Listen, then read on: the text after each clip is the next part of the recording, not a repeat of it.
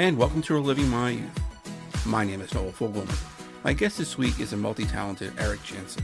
Erik is out with his brand new movie, Brooklyn, Minnesota, which he co-wrote and co-directed with his wife, Jessica, and it features the acting debut of their daughter, Sadie. Brooklyn, Minnesota is featured at the Minneapolis-St. Paul International Film Festival this week. If you're in the area, check it out. Tickets are going extremely fast. I think maybe there's only one show that has tickets available still. You probably recognize Erik from his recurring roles on The Walking Dead, Mr. Robot, Mindhunter, and he's also guest starred in some of the greatest shows in the past 25 years. He also played Thurman Munson, the late great Yankee catcher, in the ESPN miniseries Bronx is Burning. We discuss how he got into that role. We also discuss how he tackles historical figures for his acting roles as well. And he also had a role with Matthew Perry and Jennifer Aniston back in the mid-90s. No, it wasn't Friends. We have a good laugh about that project. Really enjoyed my conversation with Erik, and I hope you do as well.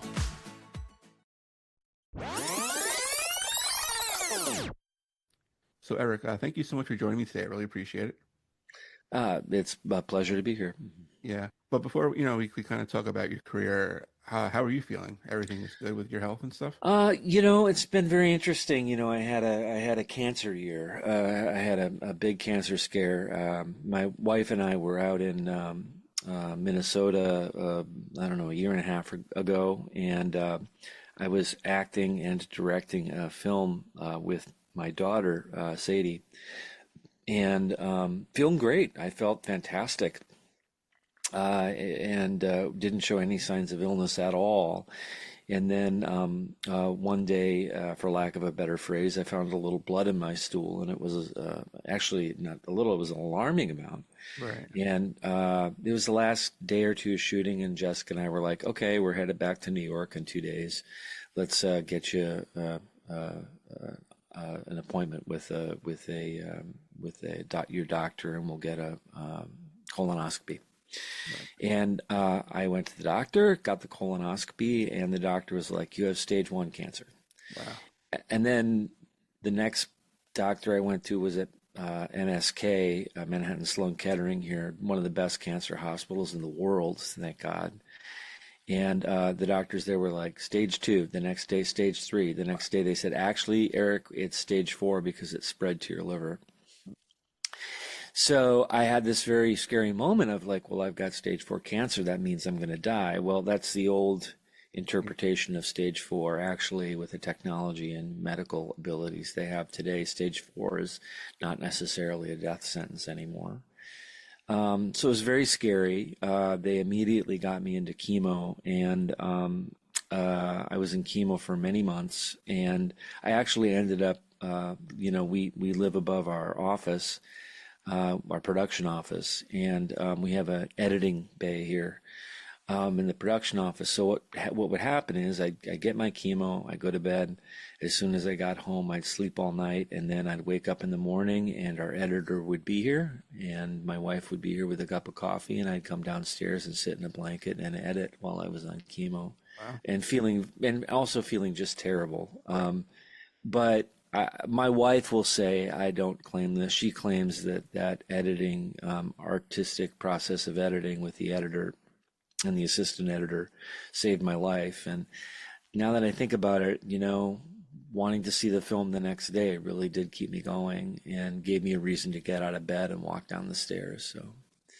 So yeah, so that's where my health is at. I've got a little other tiny surgery, and then the doctors are pretty convinced once that's over, I'll be in the clear. So that's great. Right now. That's so good to hear. Yeah, and everyone listening, get your colonoscopy.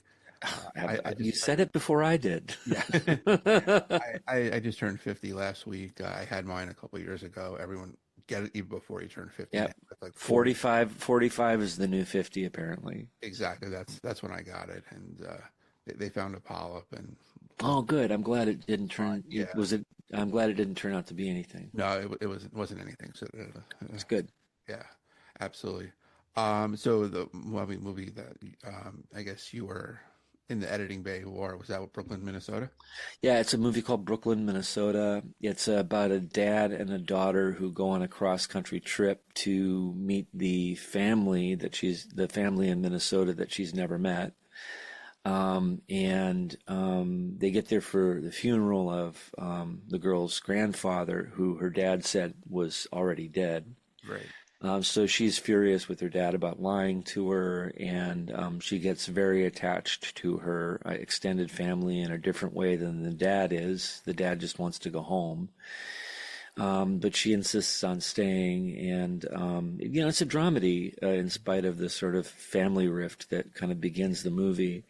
We kind of had in mind, Little Miss Sunshine meets on Golden Pond. Okay.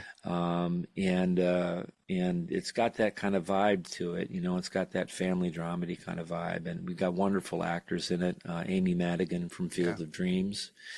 If you've ever seen Field of Dreams, she's brilliant. She's got Oscar nominations and two Golden Globe wins. I'm sorry. She's got an Oscar nomination and two Golden Globe wins.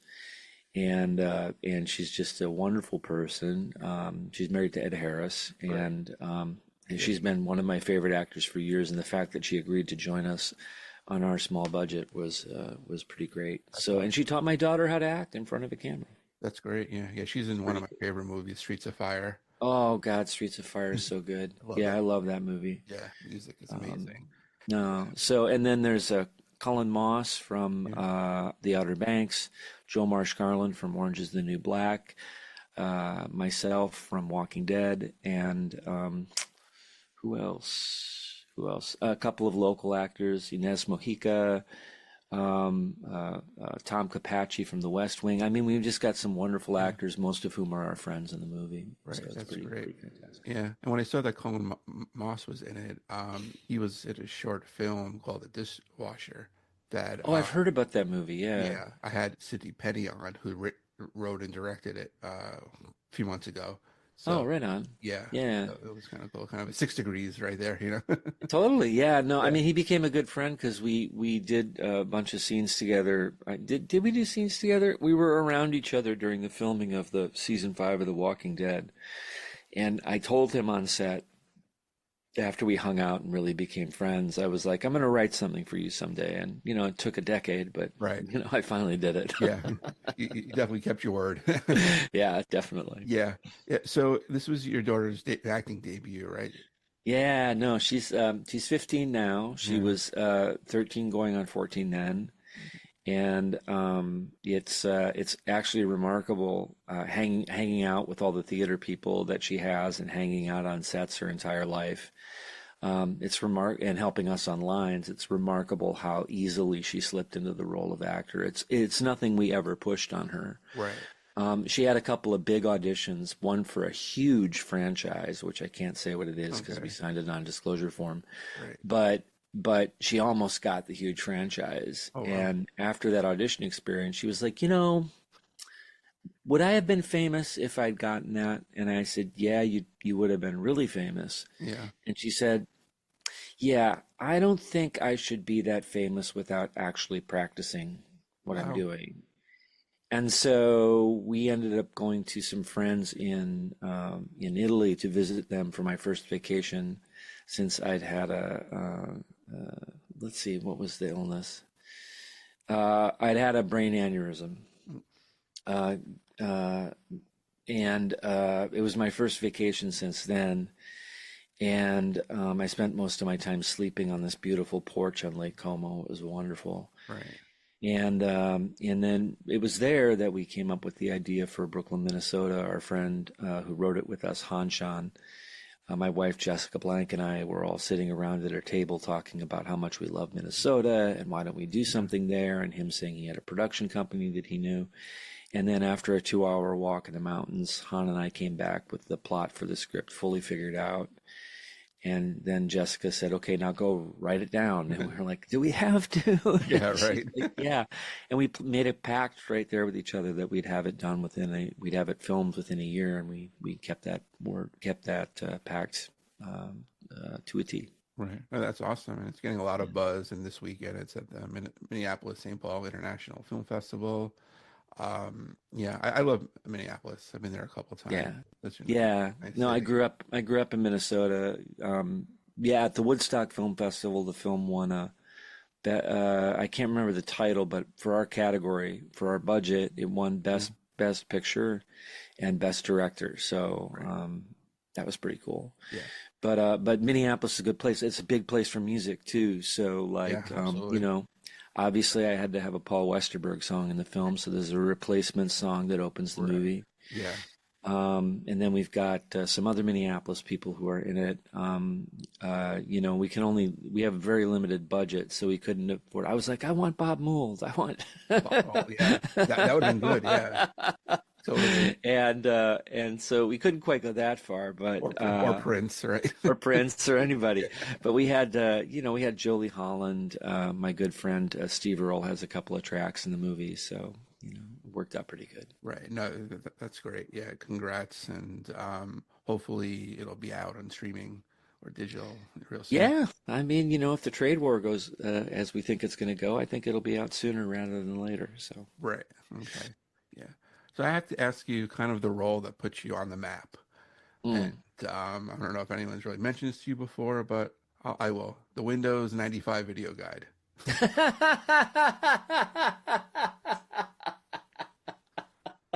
You were so funny. Yeah. Yes, I did my first swings at Stardom were with Timothy Hutton and Bruce Willis, and those guys just didn't swing it. Yeah. Yeah, I was in a Windows 95. 95 Yeah.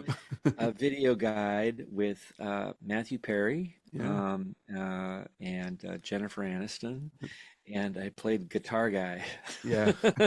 Exactly. Well, which Yeah, cracks me up how like you would think like a kind of a grunge rocker would have email back in 95, but sure enough you did and you but showed up. sure enough, I did, and I showed up on set. And actually, it was really interesting. Like, I'd never explored Windows 95. I wasn't really a computer guy, but Yeah. we got to see the early version on set. He had to sign all sorts of non-disclosure Right. forms. Yeah. And there was a pinball game on it, and which I thought was really cool. And it was miraculous at the time. But yeah, this video ended up being rentable in video stores, Yeah. which was I actually found at a flea market. I found for $1. I found a copy of it, and I was like, "Do I get this?" And I was like, "Yeah, it's in my basement somewhere." So Yeah. And it was, I guess, it was probably a year after Friends debuted, so that was all the rage. And yeah, the fact that they got those two on there, I wonder if the other four got upset or they were thankful that they weren't in it. Who knows?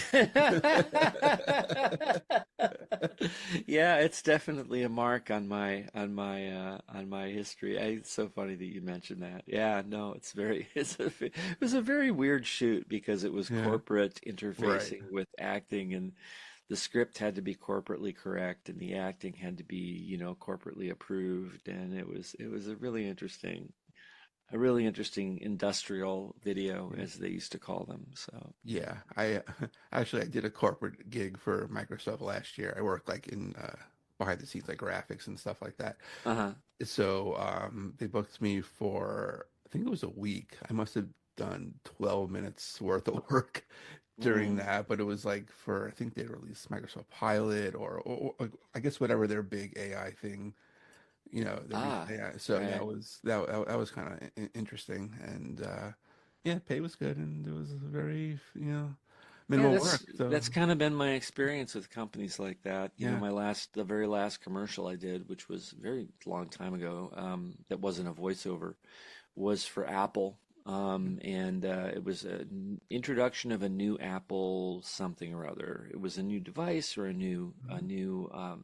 variation on a theme, All right. and it ran all over the world. It ran in China, and I was grateful to be able to pay the mortgage. So. Right, with it. That's always good. And speaking of Apple, so you're a big music guy with your posters and your guitar on the wall. Were Oh yeah. you like an early, I guess, fan of the iPod when that originally came out? I'm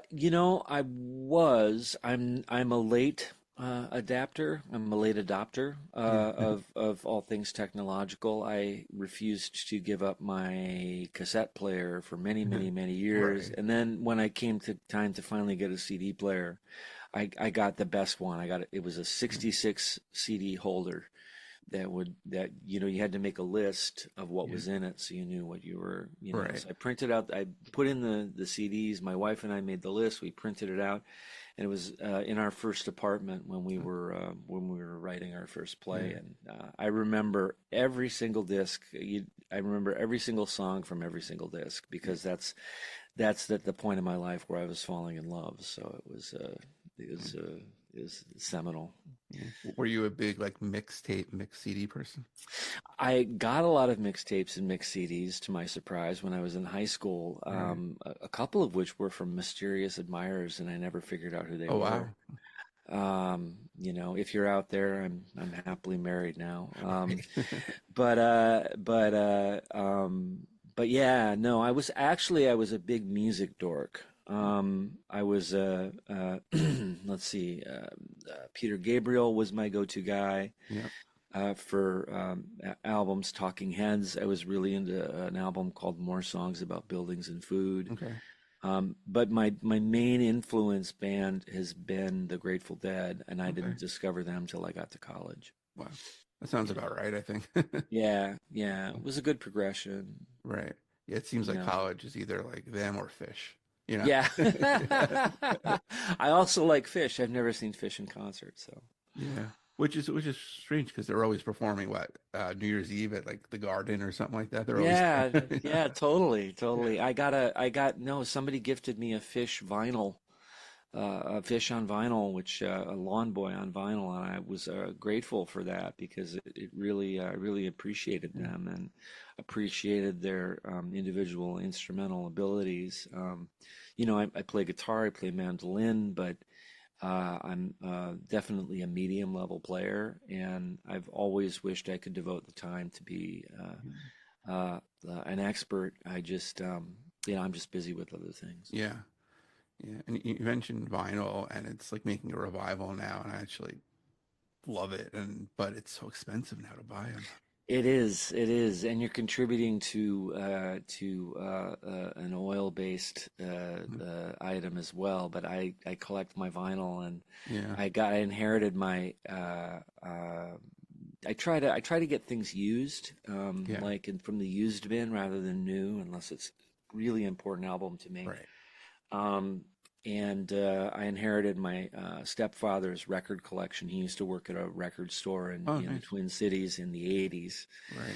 So I've got a lot of really interesting 80s albums, a lot of interesting, and then I inherited another part of my record collection from the Carnegie Mellon radio, not Carnegie Mellon, but from my friend who went to school on the East Coast. She had a radio station that she belonged to, and they were phasing out albums and putting in CDs, and they Right. gave away all this vinyl. So about Oh, three nice. or four hundred of my records are from that radio station, Oh, that's and great. it's all the great colleges, like, got all the REM albums. Yeah. It's got Michelle Shocked. It's Hmm. got obviously Husker Du, Yeah. Replacements. I've got all the Replacements album from that collection. So I've been very lucky in inheriting a lot of things. But the record collection has a home now. I finally built some shelves for it. So my nights are spent, listening to sides one, two, three, and four, and then going to bed. Yeah, no, that's awesome.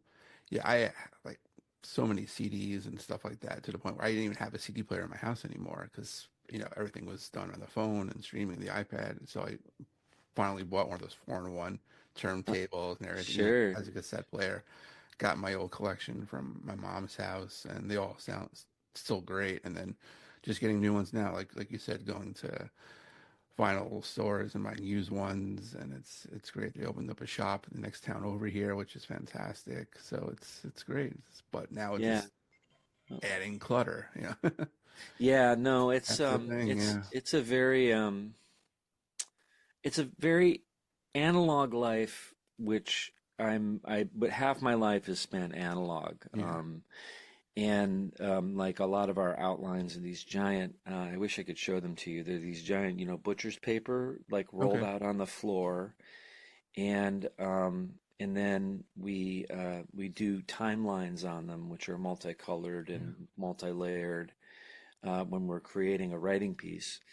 I like that analog aspect of things. I like the analog aspect of being able to start a side of a record and the ritual of flipping it over. Yeah. The ritual of choosing which album you're going to listen to is important to me. And obviously, I love acoustic music. The analog aspect of learning an instrument rather than playing Guitar Pro or whatever Yeah. that game Right. is it's really important to me. I think Yeah. it's a more direct way of dealing with the human brain. Since the advent of the computer, the advent of the printing press, and then later on the typewriter and the computer, the from when we used to write by hand, the average sentence has shrunk like almost by 50%. Wow. So we're using less brain power when these tools come along, and the advent of AI is, while I use it for some business things, it is concerning to me. Yeah, it's pretty dangerous. We're going to like really uncharted waters here. Yeah. And even like you mentioned about sentence length of sentence being decreased by 50%, it's probably going to be decreased even more now when people text and the auto type, and you can just Hmm. you don't even have to type a word anymore, a sentence. They assume what you're going to type and the words right there, and it's kind of dangerous. Yeah, in the occasional, it's not often, and I wouldn't call it a war. In the occasional Twitter tussle that I get into Yeah. with somebody, I'm on Twitter not because I want to be, but because I have I guess I can promote it. It's called Dr. Edwards Emporium. It's a Yeah, I was going to comic ask you shop. about that. Yeah. It's a comic shop. I collected comic books since I was a kid, and I took my collection. I cut it in half. I took 1,500 of the best books, and I put them on this place called My Comic Shop. In a section, my section is called Dr. Edwards Emporium, and I've got some really good stuff up there. I've got a Secret Wars #8, 9.8. That's the first appearance of the Black Spider-Man Yeah. suit. I've got a bunch of 9.8s. I've got a Fantastic Four 51 or 55, which is a famous Things story called This Man, This Monster by Jack Kirby, and a little bit Stan Lee. And so just from the 60s, and I've got all this stuff that was just sitting in these boxes for 30 years. And after my illness started, I was like, I need a project. And so I decided to sell these comics, and a portion of the proceeds are going to St. Jude's Children's Cancer Research Center. After all the people who helped me with my cancer battle, I wanted to give back, and especially since I know it's kind of silly because you can just donate directly to St. Jude's, but Right. for people who want to give back and like have a symbol of it, Yeah. they can go to my comic shop, and that happens when you buy a comic. That's awesome. Yeah. So yeah, Yeah. Do you so it's pretty. remember the very first comic that you like read, or what made you fall in love with comic books? Um, let's see. Well, it was two phases. I think the first comics that I read were Harvey comics with Little Lotta and probably Casper, the friendly ghost, Right. and Hot Stuff, the little devil Okay. guy. Yeah. I liked those a lot when I was a kid. But then I discovered Superman Family. They used to release dollar issues of collected Yeah. Superman stories, sometimes reprints, sometimes new ones. Right. And I got to meet the whole Superman family. And then there was Batman Family, which was Mhm. all of the great Batman stories. That's where I got to read Neil Adams for the first time. And Neil later in my Yeah. life became a friend, Oh, that's great. and actually drew the cover for my first graphic novel that I wrote. Right. But the very first sort of real like comic that I really loved and fell in Yeah. love with when I got a hold of it, it was two. It was X-Men, Okay. Uncanny X-Men, Yeah. in around the 150s, 160s, and the Teen Titans, Yes. who started a new series when I was 11 or 12, and I really appreciated the team aspect of it, and I liked that. I was in love with both Wonder Girl and Starfire. Right. They're still welcome to fight over me, although I am happily married. Man, of course, yeah. But the fight would be interesting. Yeah, sit back and Um, watch. yeah. Yeah. But yeah, so it was mostly Uncanny X-Men, Yeah. the Kitty Pryde era, and then Teen Titans. Those are my go-to books in Minneapolis, in Moorhead, Minnesota, where the comic shop was very friendly and open, and the comic store owner only told me to get out once. So That's good. Yeah. Yeah. I think for me, just because they were right there at the end of the checkout line, the two markets were like the Archie comics oh yeah, those are at great. first. Yeah. And then Yeah. it's the Star Wars ones, when the original Marvel Oh collection yeah, those came are a big out. deal. Yeah. Yeah. Those were Yeah. those were huge. I got the giant-sized Marvel Star Wars 1 and 2 Yeah. when I was a kid. They're too big to encase. They Yeah, don't they build a are. case Yeah. that size, so they are sitting up on a bookshelf somewhere, and I appreciate those. It was nice to see the art really big, you know. Yeah. Uh, Yeah, they're really cool. Absolutely. But now, like everything going digital and music, you can and books and stuff. You can read comic books with an app now. Do you? yeah, I don't do I that. Yeah, I only do it because it's kind of cheaper a little Uh-huh. bit, Uh-huh. but also clutter. I mean, it's the only reason why I do it. But I miss holding. There are only some that I'll go by, in person, because there's so many amazing comic book stores in Manhattan. Go to all the time. Yeah, I appreciate the iPad when I travel. I Yeah, don't have to have like four different books in my bag at one time. yeah. But like when I'm doing research for projects, a few of the projects that I'm working on now are historically based Okay. in terms of writing. And I like to be able to get in there and write things down and highlight things and fold over corners, Right. pages, and Yeah. put post-it notes in. Again, analog experience means I'm going to remember more than if I just highlight it on a digital Right. source. So Yeah. And you mentioned, like, historical stuff. You played a couple, real life people in your career. Lester Bangs, obviously the famous yeah, rock critic, and everyone knows Almost Famous and Philip yeah. Seymour Hoffman's portrayal. When you play a historical character, how much research do you do for it, and how much do you watch like another performance of an actor playing that? Does that influence I you at all? I actually, well, here's first of all, Philip Seymour Hoffman is Yeah. best actor of my generation still. I actually had the pleasure of doing a movie with him called Mm. Montana. We Okay. met at a couple of parties. That's we didn't have any scenes together. Right. And he called me in a couple of times for plays that he was directing. Okay. And I share a ton of friends with him. Stephen Hadley Girgis, who is Phil's best friend, is one of my good friends. Okay. So we shared a lot of friends together, and I wish I could have hung out with him more or Right. been on one of his movie sets because his movie sets were sublime, from what I understand. Um, but yeah, he played Lester Bangs in Almost Famous. Lester's a real life person. He was a writer for Cream magazine, Mm. and after our first play, Exonerated, blew up and happened, and we were working on our second play, Aftermath, based on interviews that we did with Iraqi refugees Right. in Jordan. I was really looking for something heavy but light. I wanted it to have some humor in it, and we've been working on these very serious subjects that were giving me nightmares, and I really wanted something to work on that was. And I wouldn't say heavy experiences aren't fun. They can be a great deal of fun, and but you're always there is the umbrella, the shadow of the experience over the writing itself, which is something that you have to be careful with. Right. Um, uh, so I found in the back of a book the name of the editor of one of the books, and we contacted the Texas magazine he used to write for, a guy named John Morthland, who sadly is no longer with us.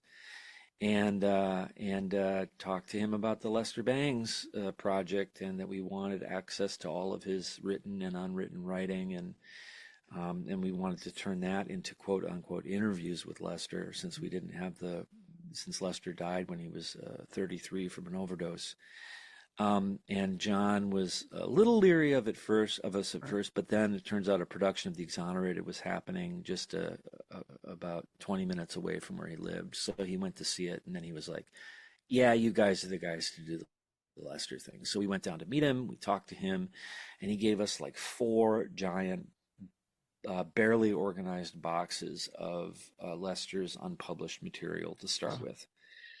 And we went in. It was all typed on onion skin paper, and I had to hand photocopy all of it very gently and delicately, because the scanners were not available to Right. us that are as complex as they are now.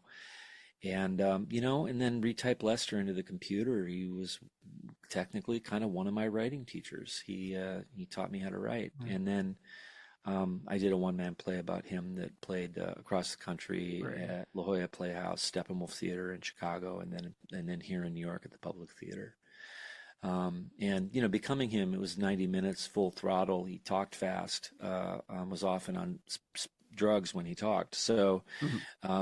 So that was a really interesting experience. How do you make a person's relation, whether antagonist and protagonist in the piece is music, how do you make that come to life for an audience? It was quite a challenge, but we got a couple of nice write-ups. I got a write-up from Griot Marcus, who was Lester's friend and editor of Psychotic Reactions of Carburetor Dung. I got a review from Griot Marcus that because we invited him to the play, and he actually decided to review it. And that review I can dine out on forever. I don't need a Mhm. good review or another bad review. That review is Right. like sent from the heavens, and you can look it up and see why I'm so happy about it. Right. But after 4 years of work on something, to get a review from one of his friends that says, "Yeah, you nailed it," is a pretty cool thing. So. Uh, That's awesome. Yeah. Yeah. So in terms of preparing, I listened to a lot of interviews with him to Mhm. capture his cadence. There are very few TV interviews with him, but the few that I could find, I watched the source material over and over again to try to get some physicality. When it came time to playing the other historical character that I'm known for, and that was Thurman Munson from The Right. Bronx is Burning, I had to gain 26 pounds because you can look on the back of his baseball card. I looked to see what his height Yeah. was and what his weight was, and I have an inch height on him, and he was in the 190s. So I knew with the extra inch of height and stuff like that that I needed to be over 200 pounds, like 205 or Right. 208. And yeah, I went from 185 to 205 or 208 in a matter of a month, while John Turturro was trying to lose weight to play Billy Martin. And Yeah. so we would sit across from each other, and I'd have three entrees and two desserts, and could drink four beers a night. And Yeah. John was eating rabbit food. Right. But with Munson, who's a much more well-known figure, I had tons of interviews. I had body language to learn from him in terms of catching and batting. What was his Right. style of catching, and throwing? And I hadn't played baseball since I was in Little League, so that was a challenge, but a good Mhm. one. I went to Right. batting cages a lot with his stance, and I knocked one over the fence with his stance at a minor league Oh, nice. Yeah. venue, so here on Staten Island, and so I was like, all right, Yeah. that's that. I mean, it was a slow pitch. I But wasn't, still. Yeah. but as a result of playing, Thurman Munson, I got into the Yankees organization a little bit, and then I was invited to a charity game, and I got to catch behind Darryl Strawberry, Oh, wow. Nice. and got the opening pitch from the only perfect game in the World Series, Oh, Don Larson. Don Larson, Yeah. which is pretty cool. I still have the Yeah. ball, so Right.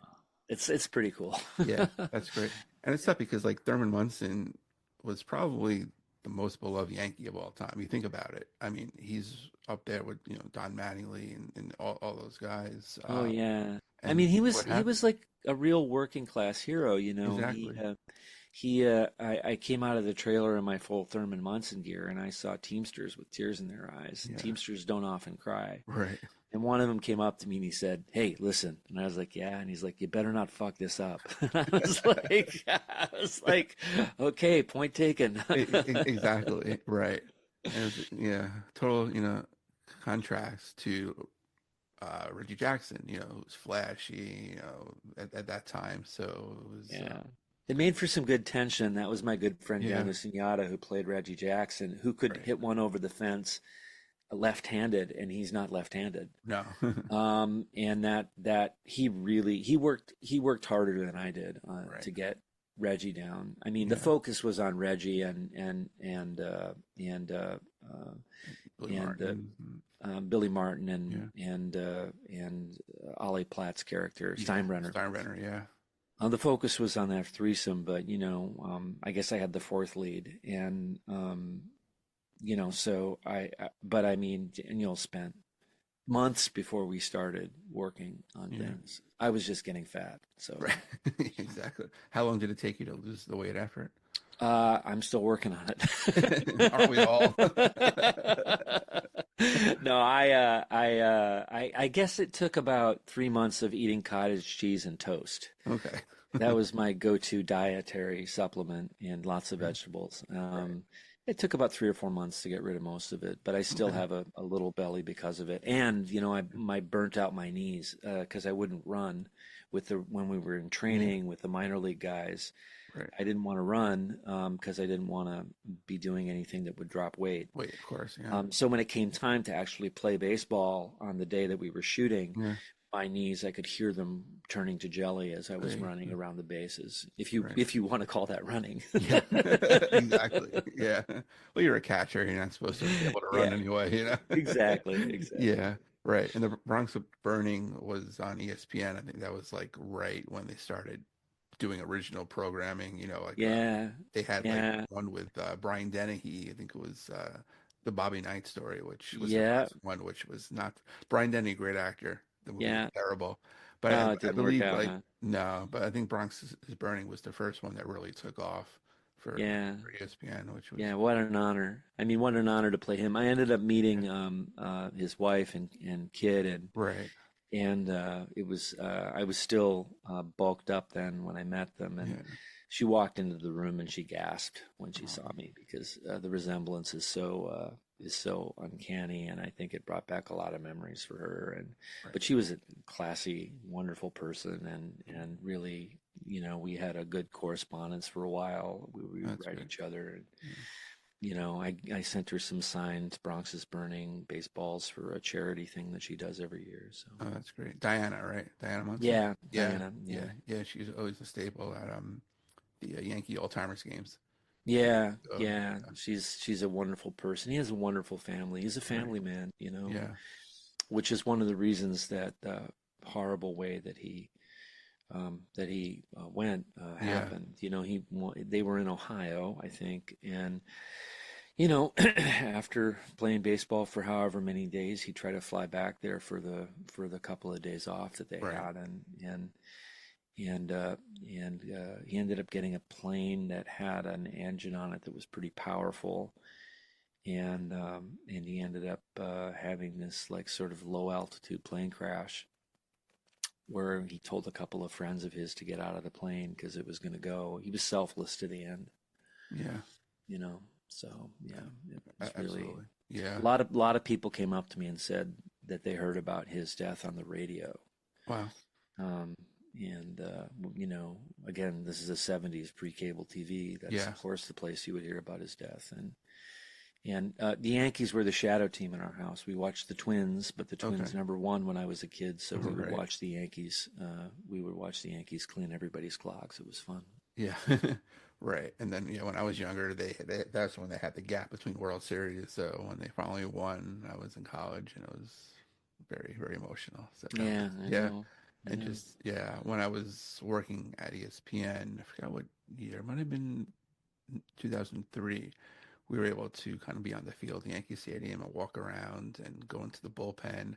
sure. And Yeah, I'll admit on air, used the bathroom in the bullpen, which was great. Yeah, So I can definitely, say I left a mark at Yankee Stadium, but I still have some. I was invited for a tour before they tore it down, yeah. and moved to the new joint. And I have some home plate dirt that Oh, I got nice. to collect, Yeah, and got to hang out in Munson's locker, right. and got to sort of be in the storied halls and be where they enter Yeah, from, and got to see all the artwork on the walls. There were amazing paintings on the walls right. going way back.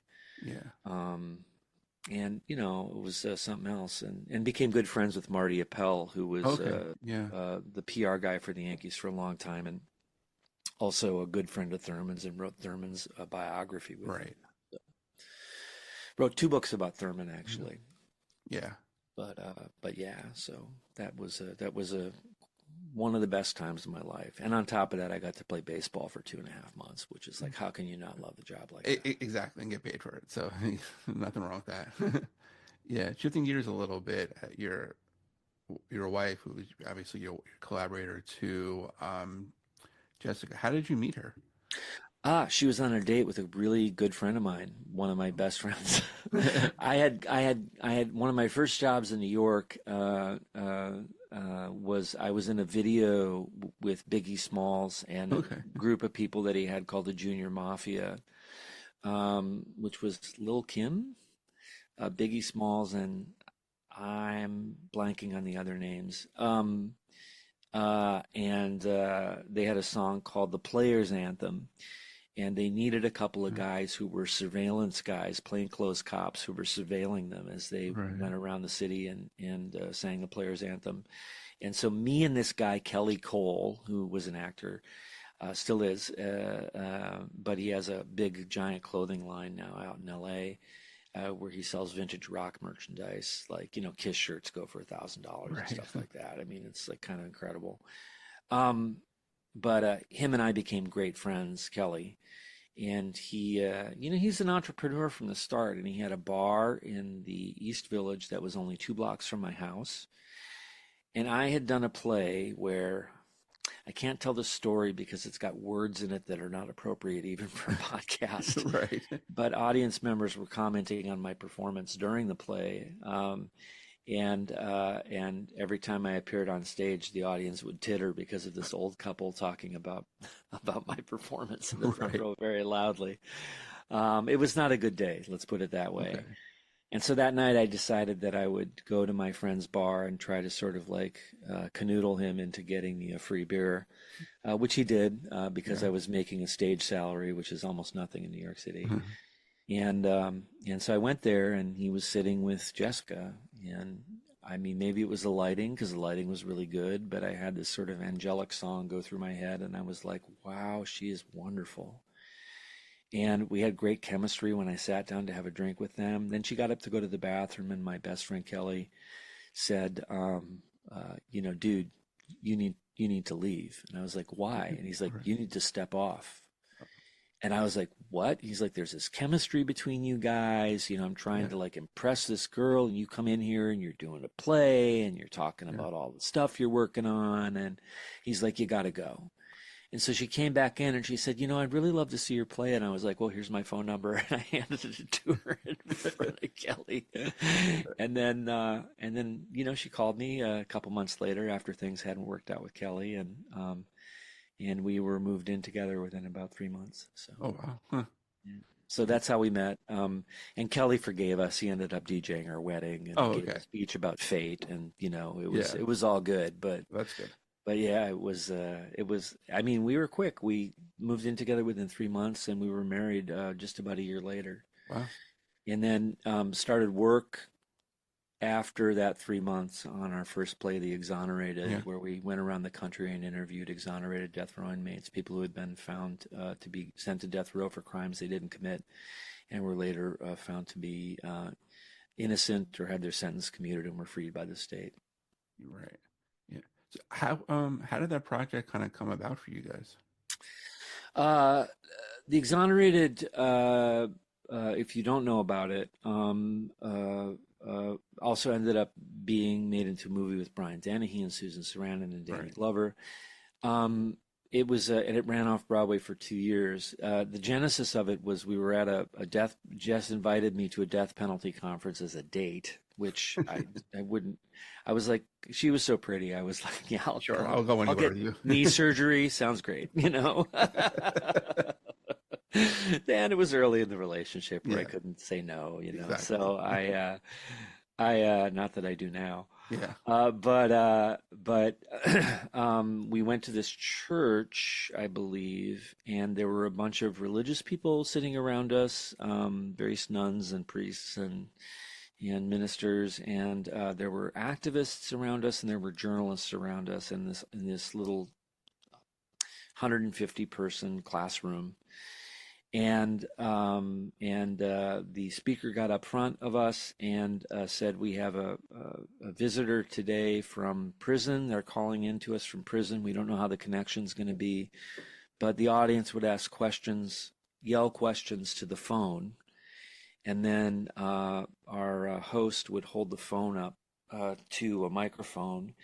And who was being interviewed was a guy from a group called the Death Row 10, which were a bunch of young African American men who were detained by the Chicago Police Department, and this particular police officer, a guy named John Burge, who thank God is no longer with us, they had their confessions tortured out of him by this guy who was later found guilty to have been doing this. I mean, it was like stuff that he'd learned in Vietnam, you know, attaching batteries to them, to their genitals, and running electricity through them, Right. phone books, things that wouldn't leave a mark.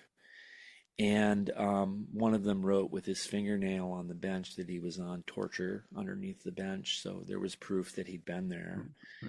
And they were all, of course, in fear of their lives. So many of them confessed to crimes that they didn't commit. And so they were all languishing on Chicago's death row. And this one guy was speaking to us. And I remember very distinctly, after the facts about his case were presented to us and the interview over this phone started, you know, being transmitted to us via microphone, I remember thinking, how does this happen? And then I remember crying. And then I turned to Jess. The phone call was cut off by the prison authorities. And I remember turning to Jess and I said, we have to do something about this. And Jess says, well, what do we do? And I drew out a stage plan with some chairs, radio theater style, and I was like, I think we can do what Moises Kaufman did with Laramie Project. I think we can do a documentary play. And she's like, great, we're doing it. Now, usually my ideas up until that point were like, I'd really like to do this. But I have no follow-up as a human being unless I've got a partner. So, Jessica then immediately when we got home started getting online with the Center on Wrongful Convictions at Northwestern University, run by a wonderful guy named Larry Marshall, and the Innocence Project, which is Barry Scheck's organization. And they both started to set us up after figuring out that we were okay and weren't undercover. They started setting us up with interviews with some of the most incredible people I met in my life. And we did 40 interviews over the phone to sort of discern who we would travel to because we had a limited budget. And we interviewed around 22 people in person. And then 6 of those stories ended up forming the core of the play. And it was all documentary theater based on their real words.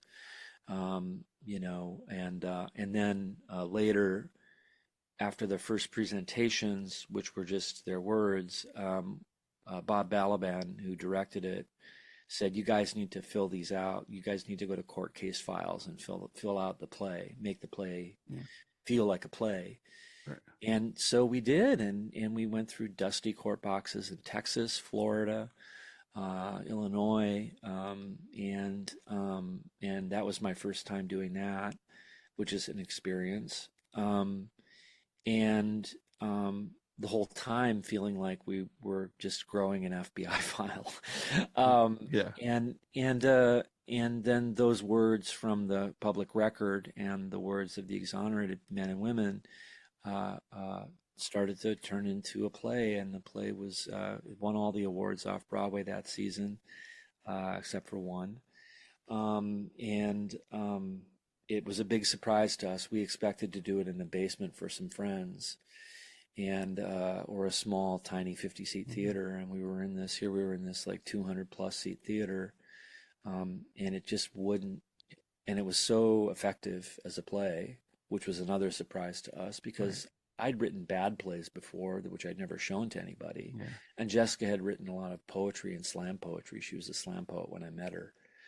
But neither of us expected it to have the 2 year run that it had, which is unheard of. It actually went into the black, which is unheard of for a play on Broadway or off Right. Broadway. Right. And also we managed to raise $100,000 for each of the exonerated people whose story was in the play. That's great. Considering how I want to be diplomatic here, how Hurricane Carter was treated with his deal. Yeah. We really had an ethical sort of standpoint that we wanted to start from, and so we made three different income streams. They took a portion of our money, they took a portion of the producer's money, and then we had these audience collections at the end of the night where people would give money to the play, and that would be split equally amongst the exonerated people. That's great. Yeah. Was there ever any pushback for you kind of like digging into these Oh, files? absolutely. All the prosecutors who we were embarrassing didn't want us to Yes. do it. There was a guy whose name I can't remember, who got on court TV and claimed that all of them were guilty, and which is of course ridiculous. Right. And there was a lot of pushback once the play. Actually, there was less pushback when it was a play, and a lot more pushback when it Was a was a movie. television show. Right. Which aired on court TV, Yeah. and we had the right people in our corner, and we stood by the stories, and the stories were well fact checked by an attorney, and we were it was a kind of an unbreakable piece at that point. That's great. Did any of the exonerated come see the show? Yes, all of them came to the first readings when there were 12 stories in the show instead of six. Unfortunately, we had to trim it down to six, which I still feel very sad about Mhm. because all of those stories were worthy of being in the play. And then some of them actually ended up for one special week of the show. They ended up reading themselves, playing the parts themselves in Oh, front of an audience, it was not theater. It was something else. It was right. something higher than that. And that was a special event. I'll never forget that as long as I live. Right. Yeah. And then later, we had a command performance for the governor of Illinois, and he writes about this in his book. And at that time, he was trying to decide what to do with the death penalty in his state. I think something more than like 10 more innocent people had been sent to death row than were actually executed in the state. I can't remember the exact numbers right now. But this was George Ryan, and he asked to see a command performance of the play. So on an off night, we got permission from Actors Equity to fly all our actors out to Chicago. Right. I think Mike Farrell joined us. I think Richard Dreyfuss was there. And we did a command performance for him, and he writes in his book that, after that, ending the death penalty in his state was not a matter of if, but how. Right. And of course, being involved in that conversation, being part of that conversation. He talked to victims' families too. He talked to murder victims' families, and he talked to a lot of exonerated people. That night, there were 40 exonerated people there, and they all stormed the stage, and he spent a good hour and a half talking to everybody, listening to everybody, and to be a part of that conversation and have actually end up having an effect on public policy is the greatest honor of my life. Wow. Yeah. That's awesome. Is it really important for you guys to work on projects that like affect people, not just entertainment purpose, but like real digging deep and really affect people, like you do with the Exonerated? Yeah, I mean, well, our second play was with Iraqi refugees. It was Right. called Aftermath. During the war, we weren't hearing from refugees. We were only hearing from, soldiers with boots on the ground and whoever the media chose Yeah. to interview. And there were these forgotten voices, the people who were innocent civilians who were being most affected by what was going on. And so we needed to speak to them, and we were compelled to speak to them because there were unheard voices happening. And whenever we see unheard voices, we immediately pull out our tape recorders.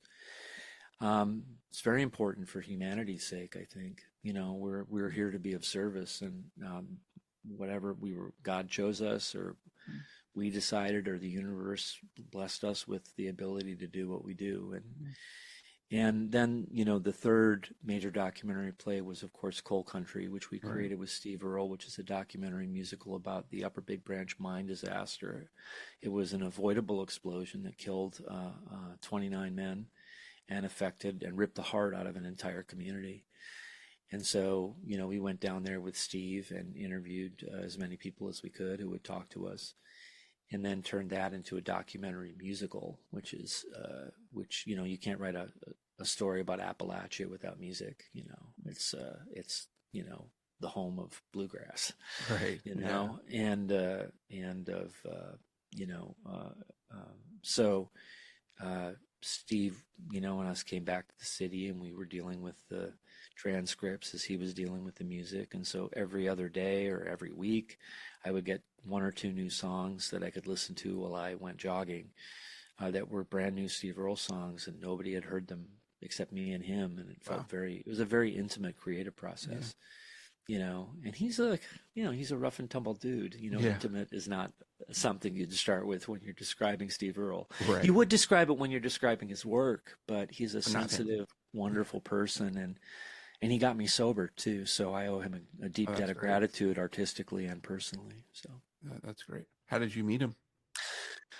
he came to do. Did he come to do? He came to do a production of The Exonerated. He read a character, and was deeply moved. He'd done some time in prison himself, Right. and he was deeply moved by the play and the accuracy of it. And then I think he did a reading of it in the park. Um,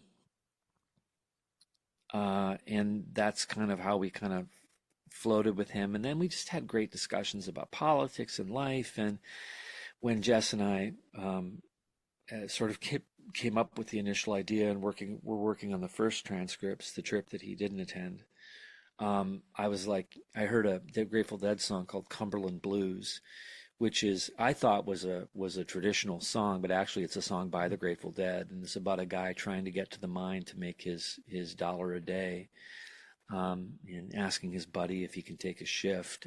And I was like, we obviously can't ask the Grateful Dead to do the music, but we really could ask Steve Earle if he would create some music Yeah. for the show. And Steve's a big, big musical geek. You wouldn't know it about him. Right. But he absolutely 100% agreed. Went to a bunch of interviews with us, and then came back and started writing tiny masterpiece after tiny masterpiece. And the show ran 26 performances, and then COVID hit, and we got shut down.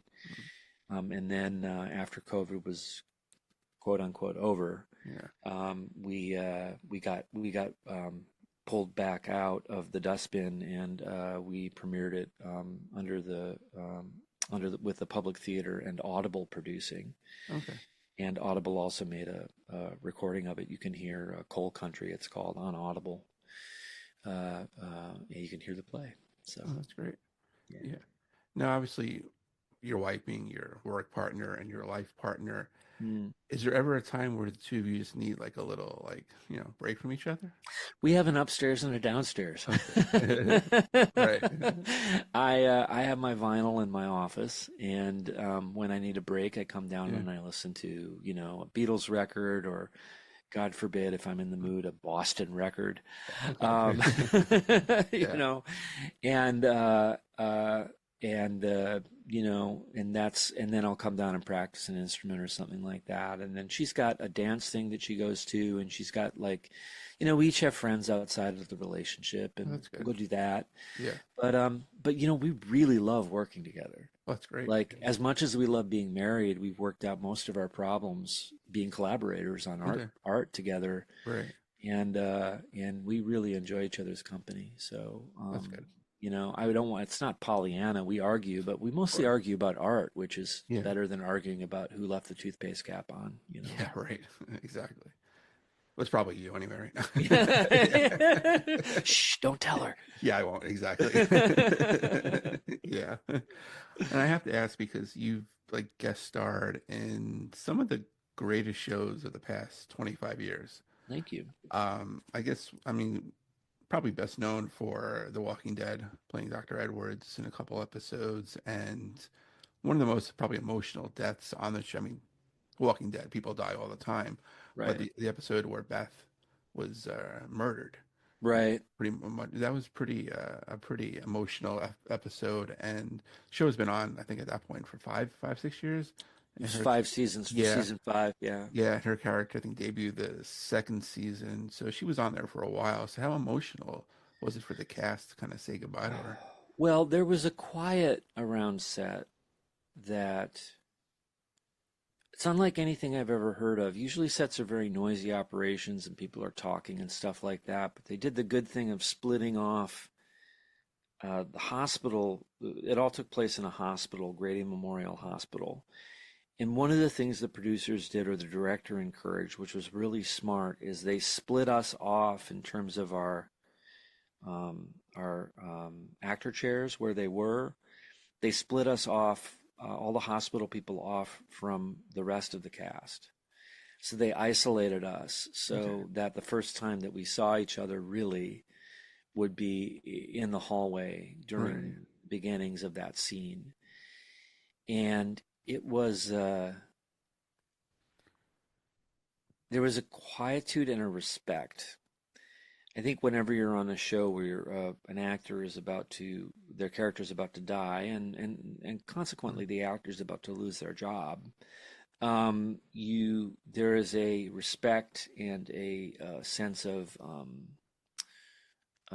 gratitude that infuses everything. And then you have to put that aside because then there's the deep fear of dealing with, imagine in your imagination, people you don't know who are armed, and people who have invaded a very safe space Yeah. and brought God knows what with them. And my character was tricky. He was a little bit two-faced, Right. and because of the death of Beth, was probably one of the most hated characters on television at that time. My Twitter feed got filled with people Yeah. who were really like, "You're awful. You're a terrible human being." And I'm like, "It's a Yeah. character that I'm playing. It's a Exactly. show. Yeah. The The character blood is is awful. I'm a pretend." nice guy, Yeah, you know? yeah, exactly. Yeah. And then later on, once people figured out that I was okay, they defended me when people would come at me, which was nice. Yeah. But there is a kind of it's kind of like being at a christening or a funeral or something like that. People give their deepest respect, and it was upsetting. It was upsetting Yeah. to watch being filmed. So I tried to, when I was not acting, I tried to focus on because I'm a director, I tried to focus on the camera and technical aspects of it. And I'm forgetting the director's name right now. He's an amazing director who's groundbreaking. You'll have to excuse me, I don't remember his name. Um, but uh, but uh, um, So I would try to focus on the technical aspects so it would be less upsetting while we were setting up the next shot or whatever, and then I would have to let that all go and really focus on what was going on in the scene. And I don't recall being more upset as a character than I did in that scene. And Right. I played a lot of characters, so Yeah. um, I think in terms of that was one of my top three jobs. The other job that's like second to Walking Dead, which I liked, was being in Mindhunter, David Fincher's Oh, okay. show. Yeah. Because David has a particular way of directing, and he has a particular way of even costuming his actors so that they're so at least for me, who was wearing a suit and sitting at a desk, so that the edits wouldn't be funky, so that my tie wouldn't shift and my collar wouldn't shift. So I had a collar clasp on the back of my collar. I had like these little rubber band things on my socks. I had something to make sure that my shirt would stay clean and Yeah. down. And it created a kind of almost Shakespearean kind of quality to what we were doing with him. And then, of course, he's famous for repetition, for repeating scenes from the Right. same angle 15, 20 times. And we did that. He wanted to, there's two effects that happen when you do that. You forget what you're saying. And a lot of us don't know what we're saying when we open our mouths and talk as people, so why should we as characters? Right. And you also get into a groove that's wearied, a very kind of wearied, tired groove with it. At the same time, you're very energized, but there's a lot of letting go. There's sort of a stripping away process that happens where you're more and more and more the character the more you say it. And I really like, some people complain about that. I really appreciated it. Like, I really appreciated the opportunity to work with somebody who really knows what they're doing and has a technique that was new to me. It was such a privilege to try and, like, sometimes it's a privilege just to let loose, and Yeah. Bronx was like that for me. I could let loose with my anger and my Right. body, and take big physical risks and stuff like that, sliding into a base, whatever. But with this, it was the risk was purely emotional, and can I manage this? Can I do another take without losing my mind? And I think the getting close to losing your mind is the edge that his shows live on. So, and his movies. So yeah, so that was a privilege. I didn't get to thank him, so thank you, David. Right. I'm sure he's listening. He's a big, big fan of the He's a show. big So, listener, yeah. yeah, exactly. He's my one subscriber, so it's good. Right, right on. I mean, I'm assume that the character you played on Mr. Robot, Frank Cody, which the show Let's Be Frank, is polar opposite of your political views. But how much fun was kind of playing like a character that's completely opposite from you? Well, for the first time in my life, I sat down and watched a lot of Tucker Carlson. And I watched other cats like that. Yeah. Who's the I guess he wasn't on at the time. The comedian who does the show now, who's so controversial. It was Bill Maher. Um, Not Bill Maher, no, but the bald guy, Dan, but oh, Joe Rogan, maybe? Joe Rogan. Joe Joe Rogan, Rogan. yeah. But there are guys that existed like him at the time that I would listen to and see how they Yeah. would manufacture anger, or instill anger in other people, which is really what those shows are. They're Yeah. anger machines. They're intended to provoke, and not provoke thought, but to provoke anger. Yeah. And anger is very addictive. And so, when you're angry, you're going to tune in the next day so you can keep that state going. So, that sort of manipulation was kind of, as a person who doesn't do that, it was kind of delicious to play with. Yeah, Frank Cody, definitely the opposite, lives in an opposite political world than I do. I'm like, I'm like a my wife calls me an anarcho-syndicalist,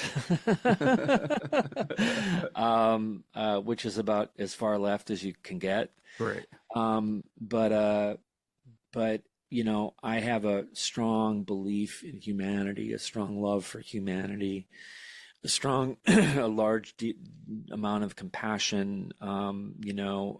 If I was a Christian, the New Testament Sermon on the Mount would sort of be my go-to chapter and verse. Um, but I'm a Buddhist, so Okay. but I'm allowed to read whatever I want. Right. But yeah, no, I mean, I operate in a world of listening and listening before I speak. And I operate in a world where the idea of a strong leader is somebody who can bring a group of people together to accomplish a task, not just somebody who's, you know, able to yell at people and get them to do what they want them to do. Our sets operate like that, you Yeah. know. So yeah, I'm about the polar, and it's hard. Look, I only had to play that character for like a day at a time, Yeah. intermittently over the course of the show. Right.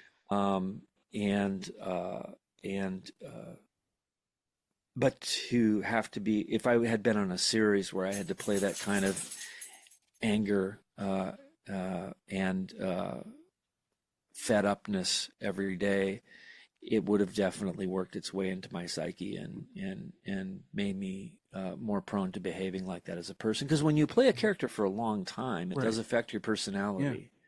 Playing Lester, really made me, I really wanted to drink more and smoke more pot and Yeah. read more and rant more about music. And like it really affected my metabolism. Playing Munson made me sort of fit into the mold that he was as a leader. Where I never do this, where I was suggesting what games we could play at the hotel at night, whether we were playing cards or a board game or whatever. I would sort of be the first person to say, "Hey, let's play this tonight," or "Let's do this tonight," and Right. that was, and people would say, "Yeah, that sounds like a great idea." And Yeah. it's like, wow. Yeah. Right. So yeah, it affects your metabolism, and Cody certainly would have had I had to play him every day. Yeah. How long after you complete a role can you just walk away from that? Like, do you immediately just go to the next one? Can you just shake it off? I mean, because like you mentioned about, playing Munson and metabolism, if you played Cody a little bit longer, it would have really affected your psyche and the bangs. Well, I played. I was in my first Broadway play was just a couple years ago with Paul Bettany and Right. Jeremy Pope and Krista Rodriguez, and it was at Manhattan Theater Club's big Broadway theater, um, and the character's name was Bruno Bischofberger. He's an art dealer who has a Swiss accent, which is very close to German, but it's not German. Um, and I was talking in that accent, or touching that accent, or accidentally letting that accent slip out for at least 4 to 6 weeks after I finished the play. Yeah. It takes about 4 to 6 weeks to shake off the energy. For a while, I was getting cast as a lot of grieving dads, like dads who lost their children to horrible disease or to Right. murder. And I finally had to call my agent and I told them no more grieving dads. No, Because processing those emotions when I have an actual daughter is I'm sure. is the things that I have to tap into, and the kind of ugliness and Yeah. brokenheartedness that I had to tap into just became too much for me after a while. I'm okay about it now. I learned better how to establish boundaries between myself and a character, but being a sensitive actor, it's really your brain doesn't know the difference between fantasy and reality, and so you have to demarcate a strong line, and Right. you have to do certain techniques in order to accomplish that and still be truthful to the character. And so I hadn't quite learned how to figure those out yet in terms of having a kid. It was new territory because I was a new parent. Right. But then after a while, I would started to accept those kinds of parts again because I was able to draw a better boundary. But it took a long time. Yeah. I mean, it's amazing how just your mindset changes once you have a child. Yep. You know, got Yeah, three I know. cats, You have how many? Do you have emotional. kids? I How have many? You have three. two. I You have have three three. kids. Oh Yeah. wow, you're three times the man I am. Yeah. I don't know Well, how you do it. I Like, don't know. I have a 20-year-old, a 15-year-old, and a 5-year-old. So all wow. over the place. Yeah. That's like the 20-year-old and the 5-year-old are gonna like me and my brother. My brother and I are Mm. 17 years apart. Oh wow. Okay. Yeah, Douglas. I'm gonna get to see him when we do the film in Minnesota. So Oh, that's great. Yeah. yeah. Yeah, they love each other. It's a great, relationship. And, the Oh, daughter, that's the great. middle one, and, she's a girl, Yeah, typical. girls are great. Yeah, they are too. But I'm gonna definitely have you on again once I see the movie. I have so much more to talk to you about. We can talk Star Wars for an hour It also would be an honor. later. I will talk with you anytime you want. I'm more than happy to be on the show again. Oh, It's really been a great experience. oh, that's awesome. Yeah, the honor is all mine. Brooklyn, Minnesota. Hopefully it'll be out streaming soon. If you're anywhere near Minneapolis this weekend, go check it out at the film Yeah. festival. I think it's 3 showings this weekend. It's three showings. It's the fourth, which is at the main theater in Minneapolis. That's sold out. Okay. There's a few tickets left at the Minneapolis St. Paul Film Festival website for the fifth, which is in Edina, and a scant few tickets left for a screening, which happens in a place called Rochester, Minnesota, at Pop's Art House Cinema. So you'd be able to see us. I'll be there at all three of them to talk afterwards and take questions and stuff like that. So it's the 4th, 5th, and 6th of April, 2025. That's great. And Eric, thank you so much. Best of luck this weekend. Oh, it was great talking to you, man. Thanks for a good interview.